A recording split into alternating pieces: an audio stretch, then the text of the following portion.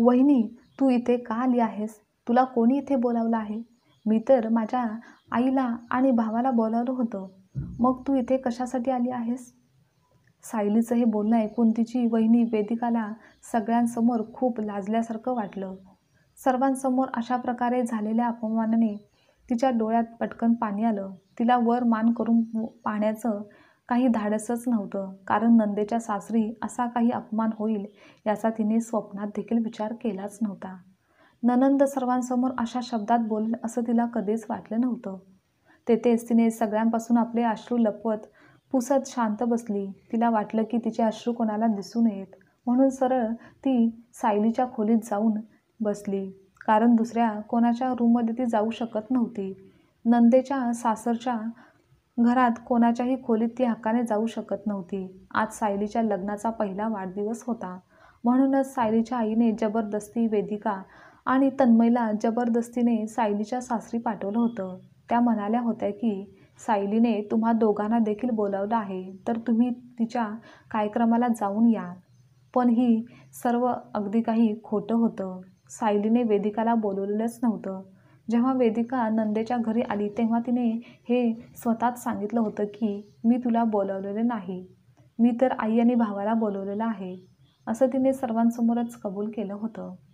सायली आधीपासूनच वेदिकासोबत चांगली वागत नव्हती. तिच्याशी ती खूपच कडवटपणे बोलायची आणि सायलीला वेदिका आवडत नव्हती.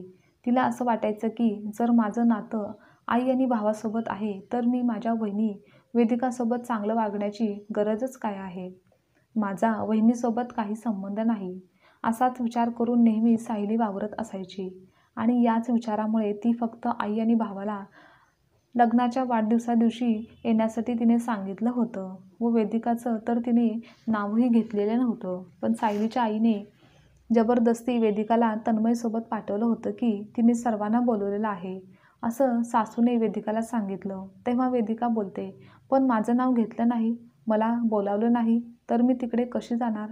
तेव्हा सासू बोलते, अगं सूनबाई, आपल्या सगळ्यांना सोबत घेऊन यायचं असं ती म्हणाली. मग सगळ्यामध्ये सगळे असतात ना, की आता स्पेशल तुझं नाव तर घेणार नाही ना ती? आणि तू कुठली महाराणी तर नाहीस ना, की तुझं नाव ती वारंवार घेईल? तेव्हा तन्मयलाही वाटलं की आई सांगत आहे तर खरं असेल, ती खोटं बोलणार नाही, म्हणून त्याने वेदिकाला देखील तयार होण्यास सांगितलं होतं. मग तिची इच्छा नसतानाही वेदिका नंदेच्या सासरच्या घरी जाण्यास तयार झाली. पण तिला तर माहिती होतं की सायलीने तिला बोलवलेलं नाही. वेदिकाच्या सासूला फक्त इतकंच वाटत होतं की सून त्यांचा मुलगा लेकीच्या ॲनिव्हर्सरीला एखादं मोठं गिफ्ट घेऊन जाऊ शकतील आणि त्यासाठी त्या वेदिकाला वारंवार सांगत होत्या की हे बघ वेदिका, तू पहिल्यांदाच नंदेच्या सासरच्या घरी जात आहेस, तेही तिच्या लग्नाच्या वाढदिवसाला, म्हणजे सगळे तिचे तेथे सासरचे लोक नातेवाईक असतील आणि तेथे सगळ्यांच्या नजरा तुझ्यावर असतील. तू तिची वहिनी आहेस, तर तू तिच्याकडून पैसे कपडे मागायचा प्रयत्न करू नकोस, तर तूच तिला काहीतरी छान मोठं गिफ्ट दे. वेदिका म्हणाली, ठीक आहे, पहिल्यांदा जात आहे आणि लग्नाचा पहिला वाढदिवस आहे, तर त्यांना एक छान चेन देईन. पण जेव्हा ती सायलीच्या सासरी पोहोचली तेव्हा सायलीचं असं विचित्र वागणं बोलणं बघून तिला खूपच वाईट वाटलं. ती पूर्णपणे दुखावली गेली. म्हणूनच आता वेदिकाला तेथे 1 मिनिट देखील थांबायचं नव्हतं. कोणाच्याही समोर देखील जायचं नव्हतं की कोणाशीही सामना करायचा नव्हता. म्हणूनच ती स्वतःला जाणून-बुजून जास्तीत जास्त वेळ खोलीतच शांततेने बसायचं ठरवलं होतं. पण जेव्हा केक कापायची वेळ आली तेव्हा सगळ्यांनीच बोलवल्यावर ती जबरदस्तीने व मनात इच्छा नसतानाही ती गेली आणि जाणून-बुजून सगळ्यांच्या मागे जाऊन उभी राहिली, म्हणजे कोणाचं लक्ष तिच्याकडे जाऊ नये यासाठी. मग जसा केक कापला गेला, जेवण झालं व तन्मय व वेदिकाने सायलीला गिफ्ट दिलं आणि लगेच तेथून निघून जाण्यास बाहेर पडले. पण तेव्हा देखील एकदाही सायलीने वेदिकाला थांबायला सांगितलं नाही. त्यानंतर संपूर्ण रस्ता वेदिका गाडीत रडत रडत आली होती. तेव्हा तिने गाडीत तन्मयला रडत रडतच सगळी गोष्ट सांगितली. तिथे जे काही घडलं ते सर्व काही सांगितलं. वेदिकाचं बोलणं ऐकून तन्मयला देखील धक्का बसला. त्याला विश्वासच बसत नव्हता की त्याच्या बहिणीने त्याच्या पत्नीसोबत इतकं वाईट वागली आहे. तिचा अशा प्रकारे अपमान केला आहे, तेही सगळ्यांसमोर. हे त्याला अजिबात आवडलं नाही. खरं तर तेव्हा तन्मय सायलीच्या नवऱ्यासोबत बाहेरच थांबून बोलत होता. त्यांच्या गप्पा चालू होत्या, त्यामुळेच त्याला काहीच कळलं नव्हतं की आतमध्ये सायलीने वेदिकाला पाहताच काय बोलली होती. ते जेव्हा दोघी घरी पोचले तेव्हा वेदिका सासूबाईंकडे रागाने जाऊन विचारू लागली की आई, तुम्ही जाणून बुजून खोटं का सांगितलं की सायलीने मला बोलवलं होतं? असं विचारत वेदिकाने तेथे जे काही घडलं ते सर्व सासूला सांगितलं. सायलीने तिचा कशाप्रकारे सर्वांसमोर अपमान केला हे सांगताना वेदिकाला रडू आवरेना. पण इतके सर्व घडून गेल्यानंतर देखील सासूबाईंचं बोलणं ऐकून तिला विश्वासच बसत नव्हता की इतकं काही घडलं तरीही सासूवर त्याचा काहीच फरक पडत नाहीये. त्या तर स्वतःच्या मुलीवर रागवण्याऐवजी त्यांनी उलट वेदिकालाच ओरडत त्या म्हणाल्या की अगं, इतकं काय झालं आहे? ती तुला बोलली म्हणून काय झालं? ती तुझी नणंद आहे, इतकं तर तिचा हक्क आहेच की. आणि आता ह्या लहान मोठ्या गोष्टीवर नाटक करू नकोस. पहिलं रडायचं बंद कर आणि घरातील राहिलेली कामे पूर्ण कर. पण त्या आधी मला एक सांग की तू त्यांना काय गिफ्ट दिलं आहे? आईचं हे बोलणं ऐकून तन्मयसुद्धा आपल्या आईवर रागावला आणि म्हणाला, आई, हा काय प्रकार आहे? तू आमच्यासोबत का खोटं बोललीस? सायलीने वेदिकाला बोलवलं नव्हतं, तर तू का जबरदस्ती तिला तिकडे पाठवलंस? तिची बेइज्जती करायला का? तिचा अपमानच करायचा होता म्हणून तू खोटं बोललीस का? आता मुलाचं बोलणं ऐकून आई रागाने म्हणाली, हे बघ बेटा, इतकं काही घडलेलं नाही आणि मला माहिती आहे की काहीही झालं तरी तू तुझ्या बायकोच्या बाजूनेच बोलणार. कारण संपूर्ण रस्त्यात तिने तुला शिकवून ठेवलं आहे ना की घरी येताच आईवर कसं ओरडायचं, आईला जाब विचारायचा. बहिणीच्या बाबतीत थोडं सौम्य वाग आणि ती काही बोलली तर काय मोठं संकट आलं का? तुझ्या बायकोला काही झालं आहे का? तुझ्या पत्नीचा एवढाही मोठा काही अपमान झाला आहे? अरे, मला बोलावलं होतं पण मी जाऊ शकले नाही म्हणून तुम्हाला पाठवलं. आणि आई गेली काय किंवा वहिनी गेली काय, काय फरक पडतो? ती तुझी लहान बहीण आहे, बोलली तर बोलली ना. गप्प बसून विषय संपवायचा की इतकं आल्यापासून दोघेही तनतन करत आहात? ते जाऊ दे. हे आधी सांग की तुम्ही दोघांनी तिला काय गिफ्ट दिलं? आईच्या बोलण्यावर तन्मय रागाने म्हणाला, आई, तुला गिफ्ट काय दिलं याचं पडलं आहे का? तिकडे एवढी मोठी गोष्ट घडली आहे, तुझ्या सुनेचा अपमान झाला आणि तू वारंवार गिफ्टचं विचारत आहेस? त्यावर आई लगेच म्हणाली, हो, नक्कीच. मला गिफ्टची खूप काळजी आहे. तुम्ही त्यांना काय गिफ्ट दिलं आहे हे मला जाणूनच घ्यायचं आहे. आणि हो, म्हणूनच तर तुम्हा दोघांना मी तिकडे पाठवलं होतं. बोल, काय दिलं? वेदिकाला समजलं की तिची सासू फक्त महागडे गिफ्ट नंदेला मिळावे म्हणून तिच्या घरी आम्हाला पाठवलं होतं आणि त्यांना तर तिकडे सुनेचा अपमान झाला आहे या गोष्टीचा काहीही फरक पडलेला नव्हता. म्हणून वेदिका रागातच बोलते, हां सासूबाई, तुम्ही ज्या गोष्टीसाठी आम्हाला तिकडे पाठवलं होतं तेच आम्ही केलं आहे. तुमच्या मुलीला चांगलं महागडं गिफ्ट म्हणजे दागिना दिला आहे, त्यामुळे तुम्ही आरामात राहा. सर्व तुमच्या मनासारखं झालं आहे. असं बोलून रागानेच वेदिका आपल्या रूममध्ये गेली आणि तन्मयसुद्धा आईच्या बोलण्याला वैतागून तो गपचूप निघून गेला. रूममध्ये वेदिकाने तन्मयला स्पष्टपणे सांगितलं की तन्मय, यापुढे काहीही झालं तरी किंवा जरी कधी सायली मला स्वतः समोरून बोलवत असली तरी मी तिच्या घरी कधीच जाणार नाही. मग तन्मयने वेदिकाला समजावत म्हणाला, वेदिका, जर मला याबद्दल कधी आधीच माहिती असतं तर मी तुला तिथे कधीच घेऊन गेलो नसतो. पण तू आता फार विचार व काळजी करू नकोस, कारण जे झालं ते आपण बदलू शकत नाही. पण यापुढे कसं वागायचं हे आपण ठरवायचं. आता वेदिका सोबतच तन्मयचंही आपल्या बहिणीवरून मन उठलं होतं. त्याला तिचा खूप राग येत होता. तोही तिच्या वागण्याने नाराज होता. त्यानंतर काही महिन्यांनी सायली गर्भवती झाली होती. हळूहळू सगळं काही सामान्य होत गेलं, पण तन्मय व वेदिकाच्या मनातून त्या गोष्टी कधीच गेल्या नाहीत. 9 महिन्यानंतर सायलीने एका मुलाला जन्म दिला, त्यामुळे सर्वजण आनंदात होते व त्यानंतर सायलीच्या बाळाचे बारसे होते. तेव्हा पुन्हा तन्मयच्या आईने त्यांचं तेच नाटक सुरू केलं. त्या तन्मयकडे जाऊन बोलू लागल्या की सायलीला मुलगा झाला आहे, माहिती आहे ना? तर त्याचं नामकरण सोहळा म्हणजेच बारसं आहे आणि यावेळी आपण सर्वजण तिकडे जायचं आहे. मीही नक्कीच जाईन. सुनेला पण यायला सांगून ठेव. आपण एकत्रच सर्वजण जाऊ. मला पण माझ्या नातवाला बघायचं आहे.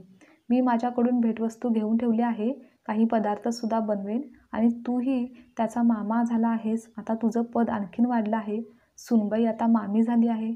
त्यामुळे यावेळी फक्त दागिने देऊन चालणार नाहीत, तर बाळासाठी आणि आपल्या सायलीसाठी देखील काहीतरी घेऊन जायचं आहे. कपडे, पैसे, फळ देखील मिठाई देखील घ्यायची आहे, म्हणून आत्तापासूनच सगळी व्यवस्था करून ठेव. उद्या आपण सगळे निघायचं आहे, असं सांगून तन्मयची आई निघायला लागली. तेव्हा वेदिका म्हणाली, नाही आई, मी तिकडे जाणार नाही. तुम्ही जाऊन या. तुमच्या लेकीला मुलगा झाला आहे. सायलीने मला काही बोलावलेलं नाही आहे आणि तसंही एकदा मी जाऊन पाहिलं आहे. तिथे जाऊन अपमान सहन केला आहे. त्यामुळे पुन्हा आमच्याकडून अशी अपेक्षा ठेवू नका की आम्ही पाठीमागचं सर्व विसरून पुन्हा नव्याने अपमान सहन करायला व तुमच्या मुलीकडून अपशब्द ऐकून घ्यायला तिकडे येऊ. वेदिकाचं बोलणं ऐकून सासूबाई रागावल्या आणि रागातच तन्मयकडे पाहत म्हणाल्या, ऐकलं का? तुझ्या बायकोने काय म्हटलं आहे? आता उलट-सुलट उत्तर द्यायला शिकली आहे ही. आई, असं काही नाही. वेदिकाने काही चुकीचं म्हटलेलं नाही. ती बरोबरच तर बोलत आहे. आणि सायलीने तुला बोलावलंय तर तू जा ना. आम्ही तुला काही थांबवत नाही. तिने वेदिकाला बोलवलेलं नाही आणि तिला किंवा मलाही तिचा फोन एखादा देखील आलेला नाही. मग आई रागातच म्हणाली, बेटा, हा आनंदाचा प्रसंग आहे. तू मामा झाला आहेस आणि ती मामी झाली आहे आणि अशा या आनंदाच्या प्रसंगी कोणाला खास करून बोलवतात का? खरं तर ही आनंदाची बातमी ऐकून तुम्ही लगेच पळून जायला पाहिजे होतं. तुम्ही आता मामा मामी झाले आहात. सासूचे गोडगोड बोलणे ऐकून वेदिका म्हणाली, कोणता मामा, कोणती मामी? प्रत्येक लहान-सहान फंक्शनमध्येही दादा वहिनीकडून भारी गिफ्ट हवं असतं, पण त्यांना आदर कसा द्यायचा, त्यांना मान कसा ठेवायचा हे महत्त्वाचं नसतं का?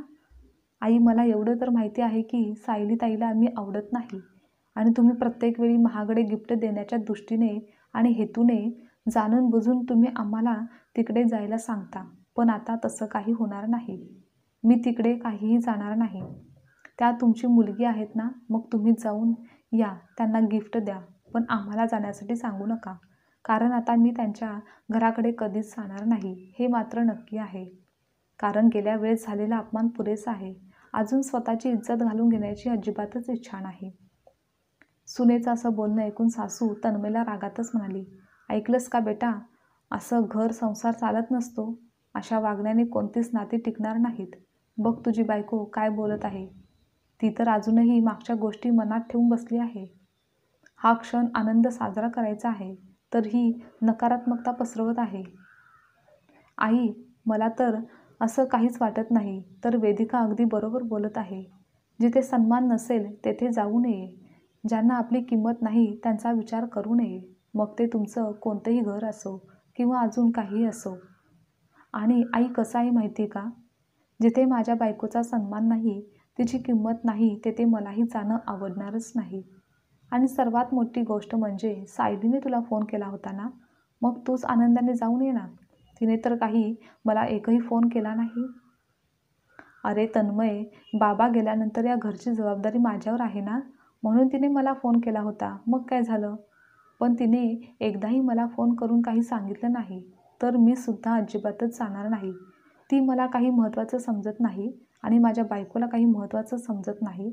मग आम्ही तिकडे का जाऊ? तिने मला फोन करून बोलावलं तर मी विचार करेन. नाहीतर तुझी मुलगी आहे, तुझं तू पाहून घे. आणि तुझ्यानंतर तिचं या घरासोबत असलेलं नातं संपेल.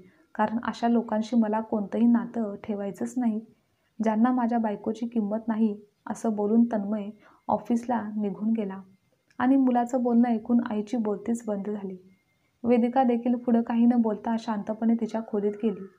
आता तन्मयच्या आईला काळजी वाटू लागली की लेकीच्या सासरी आपण काय उत्तर देणार. आणि आज खूप प्रयत्न करूनही तन्मय आणि वेदिका सायलीच्या घरी यायला तयारच झाले नव्हते. दुसऱ्या दिवशी त्या एकट्याच उदास मनाने लेकीच्या सासरी गेल्या, कारण त्यांना दुसरा कोणताच पर्याय नव्हता. जेव्हा त्या सायलीच्या घरी पोचल्या तेव्हा कार्यक्रमाच्या वेळी सायलीने आईला पाहिलं आणि ती आईकडे जात आनंदाने तिला मिठी मारून आजूबाजूला पाहू लागली. तेव्हा तिची आई म्हणाली, सायली, ज्या व्यक्तीला तू शोधत आहेस ती येणार नाही, कारण त्याने स्पष्टपणे सांगितलं आहे की जिथे त्याच्या पत्नीची कदर नाही तेथे तो जाणार नाही आणि त्या व्यक्तीसोबत कोणतंही नातं ठेवणार नाही. त्यामुळे ते दोघेही आज काही कार्यक्रमात येणार नाहीत. आईचं बोलणं ऐकून सायलीचा चेहरा खिन्न झाला, कारण सगळ्या पाहुण्यामध्ये तिच्या माहेरकडून फक्त तिची आईच आली होती. कार्यक्रमात काही नातेवाईकांनी सायलीला विचारलं, सायली, तुझ्या माहेरकडून फक्त तुझी आईच आली आहे का? दादा वहिनी कुठे दिसत नाहीत? काही प्रॉब्लेम आहे का? पण आता सायली त्यांना काय सांगणार होती की माझा दादा व वहिनी का नाही आले?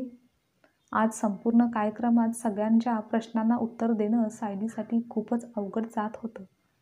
कारण जो अपमान, जी बेइज्जती सगळ्यांसमोर तिने वेदिकाला दिली होती, आज तोच अपमान सायलीला स्वतःचा होत असल्याचा भास होत होता. कदाचित आज तिला तिच्या नात्यांची किंमत व आपल्या माणसांची उपस्थिती कळली होती.